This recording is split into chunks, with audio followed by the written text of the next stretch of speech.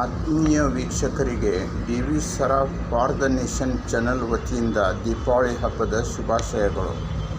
ಇಂದಿನ ವಿಷಯವೆಂದರೆ 24x7 ಚುನಾವಣೆಗಳು. ಇವು ನಿತ್ಯ ನಿರಂತರವಾಗಿ ಸಾಗಿವೆ. ಈ ಚುನಾವಣೆಗಳು ನಮ್ಮ ಭಾರತದಲ್ಲಿ ಮುಗಿಯದ ಕಥೆ.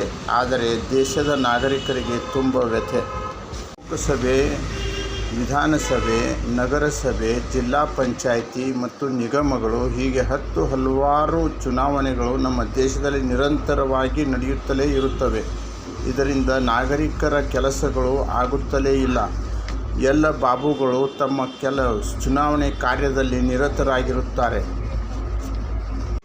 ಎಲ್ಲ ಸರ್ಕಾರಿ ಬಾಬುಗಳು ಚುನಾವಣೆಯ ಪ್ರಕ್ರಿಯೆಯಲ್ಲಿ ತೊಡಗಿರುವುದರಿಂದ ನಾಗರಿಕರ ಕೆಲಸ ಆಗುತ್ತಿಲ್ಲ. ಜನರು ಮತ ಹಾಕಿ ಬೆರಳುಗಳು ಸಣ್ಣದಾಗಿವೆ ಹಾಗೂ ತಮ್ಮ ಕೆಲಸಕ್ಕೆ ಸರ್ಕಾರಿ ಆಫೀಸುಗಳಿಗೆ ಜನರು ಪರದಾಡಿ ಪಾದರಕ್ಷೆಗಳು ಸವಿದು ಹೋಗಿವೆ.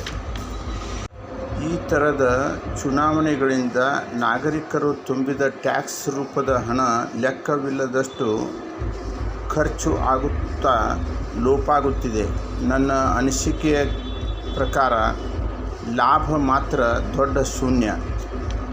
ನಾನು ಸರ್ಕಾರಕ್ಕೆ ತಿಳಿಪಡಿಸುವುದೇನೆಂದರೆ, ಅವರು ವಿಚಾರ ಮಾಡಿದಂತೆ ಒನ್ ನೇಷನ್ ಒನ್ ಇಲೆಕ್ಷನ್ ಜಾರಿಯಲ್ಲಿ ತಂದು ಜನರು ನೆಮ್ಮದಿಯಿಂದ ಇರುವಂತೆ ಮಾಡಬೇಕು. ಹಾಗೂ ನಮ್ಮ ಬಾಬುಗಳು ಅವರಿಗೆ ಚುನಾವಣೆ ಕೆಲಸವಿಲ್ಲದಿದ್ದರೆ ಅವರು ಜನರ ಕೆಲಸವನ್ನು ಸರಿಯಾಗಿಯೇ ಮಾಡುತ್ತಾರೆ.